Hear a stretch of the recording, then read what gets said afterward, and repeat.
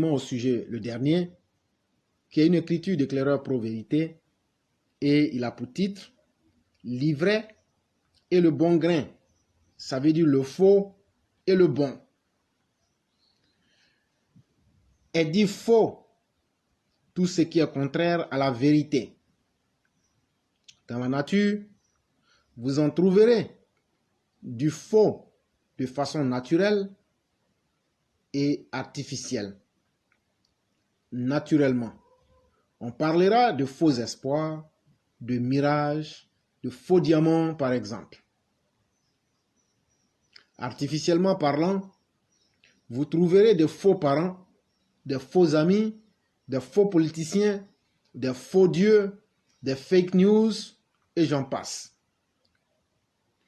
Dans notre cas précis, nous parlerons aujourd'hui des faux militants et des fausses personnes qui naviguent dans le monde politique.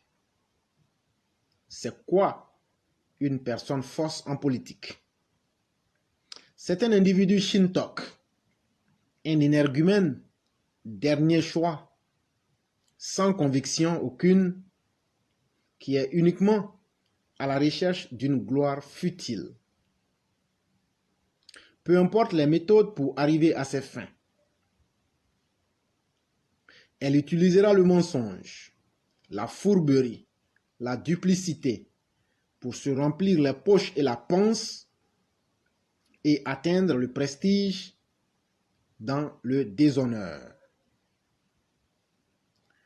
Quand des personnes fausses gravitent autour du pouvoir, elles n'ont qu'un seul objectif: être les seules à s'accaparer de tout en dépouillant tout le monde de façon éhontée. C'est ainsi que vous en verrez offrir des mariages pseudo-officiels à leur progéniture, imposer illégalement un parent, une nièce ou même un époux à un poste largement démérité. Retenez ceci, les personnes fausses ne s'imposent aucune limite puisque la honte est leur ensemble de définitions par nature.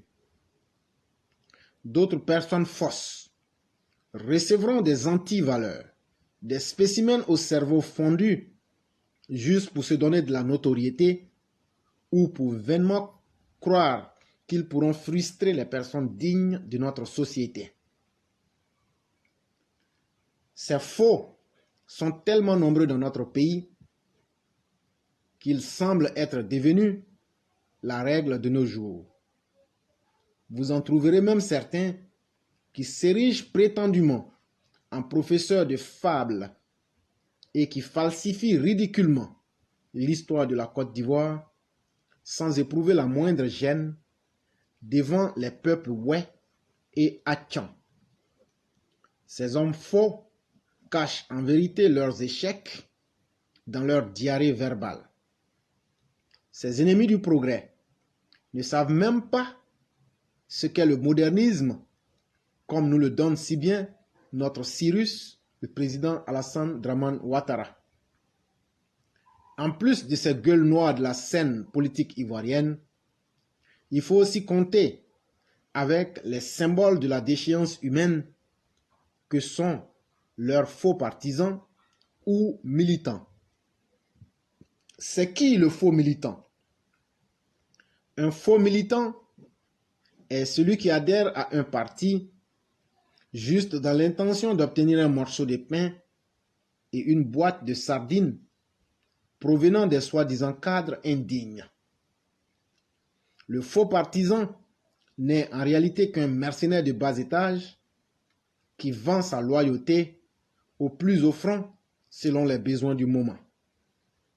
Dans le jargon ivoirien, on le surnomme Lacrou ou Tomona. Le faux militant n'est pas du tout capable de réfléchir de lui-même et il est incapable d'imposer sa propre vision à ces cadres fallacieux à qui il veut forcément plaire. Ces idoles païennes de cadres donnent une illusion de bien-être aux militants moutons, mais la descente aux enfers est aussi brutale que la turpitude dans laquelle il se sera mis. Notre militant en pacotille, ou encore appelé militant payo, ce qui veut dire faux en Yoruba, verra toujours les réalités de façon unipolaire, car il ne veut pas frustrer ces ténébreux parrains avec qui il aura reçu un peu de blé. Le faux militant est juste l'équivalent de Judas Iscariote dans les pattes du prophète Yeshua ou Jésus pour ceux qui le voudraient. En conclusion, je dirais qu'il faut fuir ces personnes bouffonnes comme la peste noire. Par leur fausseté, elles sont vulgaires, pernicieuses, malicieuses et surtout ignorent ce qu'est la dignité humaine. Ces personnes fausses et rabougries se pensent futées, mais comme toujours, elles finissent par se faire prendre à leur propre jeu. Allez demander au pâtissier de Mama, alias Nini Boudoumé, il vous dira que la roubladise a connu ses limites un certain 11 avril 2011 quand il tomba comme un gros fruit pourri. Le mécréant est tellement sans fierté que, surpris dans son bunker, il en sera tiré par la queue comme un vulgaire rat.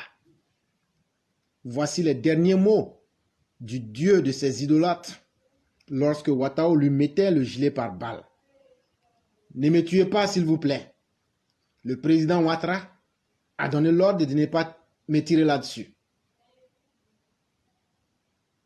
En guise de conseil, je dirais qu'il est préférable de s'éterniser en une personne vraie. Demeurer un lion parmi ces hommes hyènes sans scrupules.